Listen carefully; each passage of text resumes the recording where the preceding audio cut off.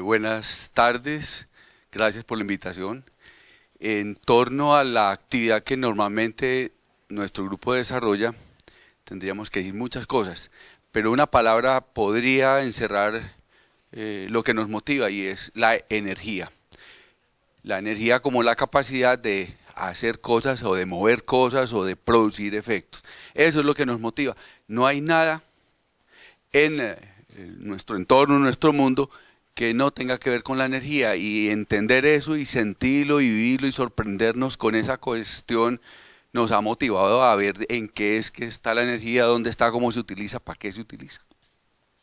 Tú has usado un término para referirte a cómo concibes la energía y nos hablaste de una perspectiva multidisciplinar. El, el hecho de que tenemos un componente de nuestro mundo físico, del cosmos, si queremos verlo así, si uno es la materia, el otro componente clave es la energía. Por lo tanto, tendríamos una gran conciencia al entender que está en todas partes, en todas las actuaciones, en todas las actividades y procesos que vemos en el mundo.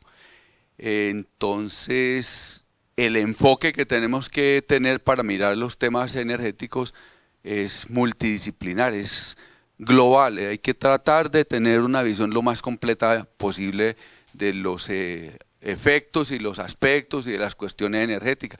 Para decir una cosa, si bien ese término es muy físico, es muy de la naturaleza de las cosas, tiene efectos directamente sobre la economía, sobre el tipo de vida que tenemos, el entorno social que desarrollamos, sobre los aspectos industriales, sobre la parte comercial, sobre el transporte.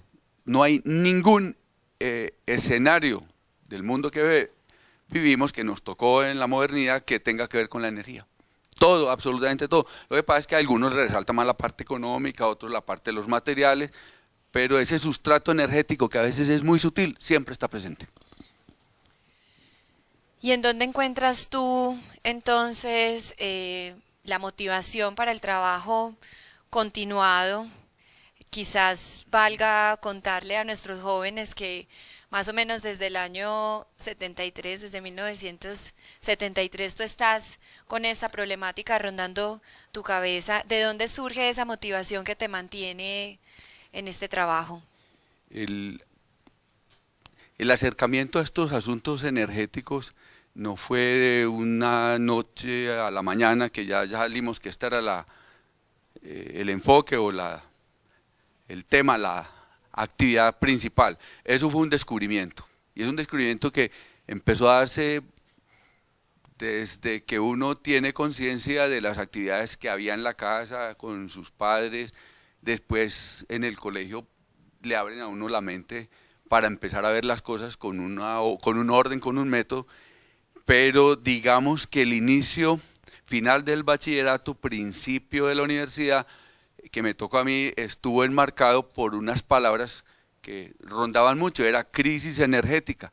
Estamos hablando de la época del 73, donde los productores de petróleo empezaron a cerrar el tubo y no entregaron petróleo si no les pagaran más. Hubo como una especie de boicot ahí al suministro de petróleo, y eso generó muchos problemas, porque hay muchas economías que dependen de consumir el petróleo para calentar el ambiente. En épocas de invierno muy fuertes hay que usar calefacción, o al contrario, en épocas de mucho verano se utiliza mucho aire acondicionado para acondicionar los espacios y no se generen situaciones de disconfort.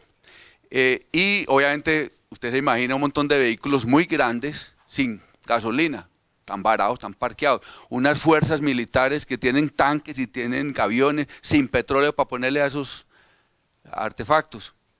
Es un montón de chatarra. Entonces es una cuestión de seguridad nacional, de convivencia, de cuestión, y eso generó mucho caos.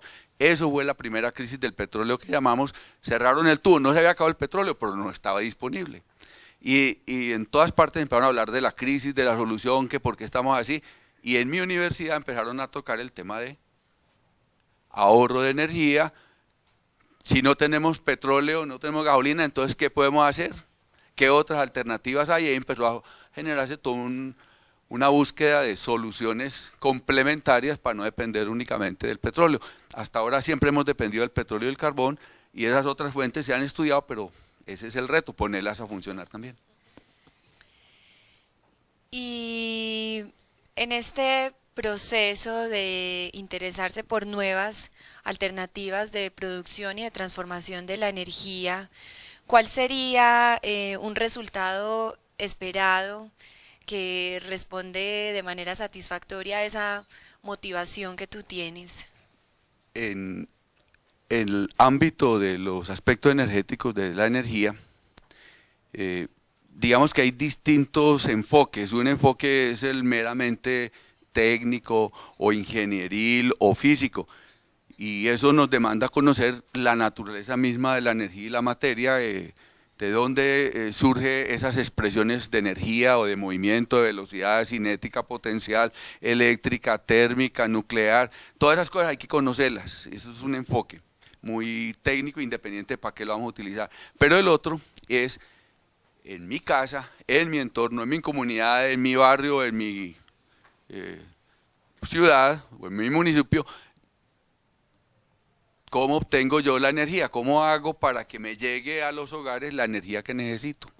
Ese punto está enfocado, o la solución de ese aspecto, esa pregunta, está enfocado por los gobiernos. Dicen, no, déjeme que yo les llevo la energía, pero hay unas partes donde nunca va a llegar la energía, porque están muy lejos y separados de los centros donde está la generación de energía o la distribución, o donde hay una comunidad que es capaz de soportar los costos de una instalación eléctrica, de un despliegue de toda esa infraestructura. Hay regiones donde no. Esas regiones que están separadas, que llaman no interconectadas, también tendrían derecho a utilizar los beneficios de una buena cantidad y calidad de energía. ¿Qué hay que hacer ahí? Entonces ahí vienen temas como las fuentes alternativas. Hoy día ya está demostrado que el sol es una fuente muy buena, abundante, es cíclica, eso sí, tiene ciertas desventajas, pero se puede utilizar y ya se ha demostrado cómo. Lo que pasa es que no se puede manejar de la misma manera que las otras. Todas las fuentes de energía tienen una personalidad y hay que conocerlas para saberlas utilizar. No pretende utilizar una fuente como si fuera otra, porque son distintas. El viento también es otra fuente. El agua, las mareas, los gradientes salinos, todo eso es potencial de fuentes de energía que se pueden utilizar, pero necesitan desarrollo, investigación, tecnología, necesitan ser asequible. Algunas necesitan una plataforma tecnológica muy compleja, otras son muy sencillas. ¿Cuáles son las que necesitamos? Esa es la pregunta. ¿Cuáles podemos desarrollar? ¿Cuáles están en el mercado y cuáles no están todavía desarrolladas? Entonces la pregunta es, ¿qué hay que hacer? Hay soluciones muy grandes, son globales, son monopolísticas porque no lo hace cualquiera, hay restricciones a que le haga cualquiera, y hay otras que las podríamos hacer todos podríamos ser autogeneradores de energía, en un entorno donde nosotros podemos generar una parte, si no toda, de la energía. Ese es como el reto: cuáles cosas, cuáles artefactos, qué desarrollos hay que hacer para que pudiéramos generar una parte, si no toda la energía que necesitamos en nuestro entorno. Y quizás para no quedarnos de pronto en el abstracto o con el término energía, que convoca una complejidad muy amplia, quizás nos puedas contar un poco más entonces cómo va Santiago, cómo lleva sus manos a la energía, haciendo analogía de manos a la masa. ¿Cómo haces tú esa investigación alrededor de la energía? Correcto. El grupo de nosotros tiene una característica, no por decir que es más buena o peor que otra, sino que es una característica que contrasta con otros, y es intentar hacer prototipos, intentar acceder a cosas tangibles que nos den lugar a ver que sí se puede hacer transformación de energía. Teóricamente hay muchos que desarrollan prototipos en el computador y hacen modelos, muy importante para evitar y ahorrar tiempo, evitar gasto innecesario y ganar tiempo, pero finalmente lo que nosotros utilizamos en las casas o en la industria, son cosas tangibles. Un motor eléctrico es una cosa tangible, un motor de combustión interna es una cosa tangible, un colector para transformar la energía del sol en calor, en agua caliente, es una cosa tangible, son unos tubos, unos vidrios, una caja, un aislante, una bomba, un montón de cosas. Utilizar una placa fotovoltaica para mover un ventilador o mover una nevera, pues es algo tangible. Esas cosas son las que nosotros hemos tratado de manejar en el grupo. Muy particularmente cosas como el desarrollo de unos motores alternativos a los de combustión interna. Fueron desarrollados hace mucho tiempo, pero digamos que la batalla entre un motor y otro la ganaron los motores de los carros, los de combustión interna. Esos están en todas partes. Los otros son una historia, todavía quedan desarrollos para hacer. Esas alternativas son las que en este momento estamos tratando de volver a revivir, porque tienen muchas ventajas. Y contrastando lo que hay en otras partes, pues uno ve que la NASA también lo está utilizando, lo está estudiando. En Suiza también han hecho experiencias con ellos, los japoneses tienen sus propios desarrollos. Entonces parece que esas cosas que están como olvidadas pueden ser promisorias. Igual elementos para mejorar la transferencia de calor, también lo estamos manejando, unos aparaticos que nosotros llamamos tubos de calor que permiten hacer transferencias del calor al frío y así sucesivamente, del frío también al calor, como lo quiera ver, generan unas velocidades de transferencia bien interesantes. Hay que aprenderlos a hacer, a dominar en su utilización, a poderlos incluir en otros aspectos. Entonces estamos trabajando en áreas como esos motores, como equipos de energía solar. Esos motores los estamos tratando de acoplar a la energía solar, equipos de termotransferencia para mejorar y evitar pérdidas de calor, aprovechar el calor que sobra. Estamos trabajando en biocombustibles. Si estamos dependiendo del carbón y del petróleo, que son no renovables, y estamos cargando de carbón, de CO2, la atmósfera y está produciendo calentamiento o estamos ayudando al calentamiento de esa manera, pues bien, no tratemos de impulsar muchos de esos, tratemos de buscar alternativas. Brasil lo ha hecho con los carburantes a partir de el alcohol.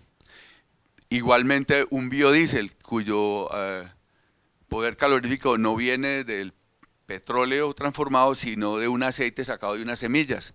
Entonces todas las alternativas se van consolidando como elementos de trabajo muy particulares y muy específicos. Hay muchos temas que no hemos podido abordar, porque usted se imagina que los recursos son limitados, los problemas son mucho más grandes que los recursos y hay que compartir con otras universidades, entonces más bien tratamos de trabajar ojalá en una red para poder unir todos esos esfuerzos.